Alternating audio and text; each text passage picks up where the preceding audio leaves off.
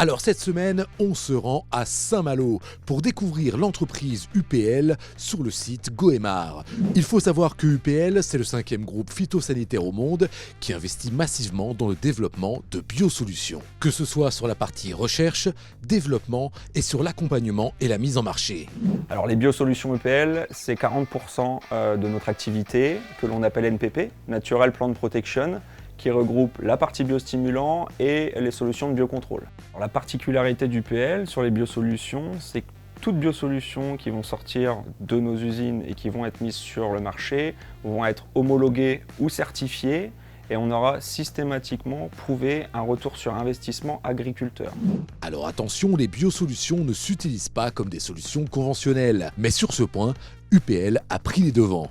On se doit d'expliquer comment ça fonctionne, le mode d'action, les positionnements. C'est pour ça qu'on forme aujourd'hui et on a formé plus de 1300 techniciens chez UPL pour bien identifier les modes d'action et savoir comment incorporer ces biosolutions dans les programmes conventionnels. D'ailleurs, à l'heure où je vous parle, nous sommes en train de former une coopérative sur l'intégration des biostimulants et la complémentarité avec des solutions conventionnelles. Une stratégie qu'on appelle chez nous Pronutiva. Alors UPL dispose de plusieurs sites de production dédiés aux biosolutions. Je vous propose de m'accompagner sur l'un d'entre eux où nous fabriquons tout ce qui est biostimulant et biocontrôle à base d'algues.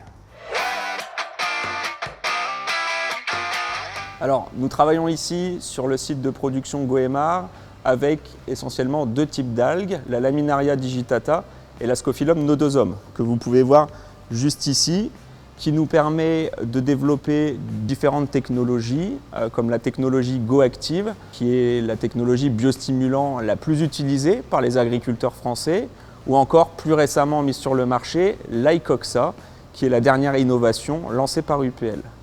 Alors, cette algue, la Scophilum nodosum, a pour particularité d'être récoltée sur les côtes bretonnes et d'être travaillée dans les 24-48 heures après récolte pour pouvoir extraire les molécules d'intérêt. Ces molécules d'intérêt vont nous permettre ensuite de fabriquer des biostimulants qui vont être utilisés par les agriculteurs français et de manière plus générale dans le monde entier. En clair, d'une pierre deux coups, on tient là un bel exemple de savoir-faire français pour aider les agriculteurs à faire face aux défis que rencontre le secteur actuellement.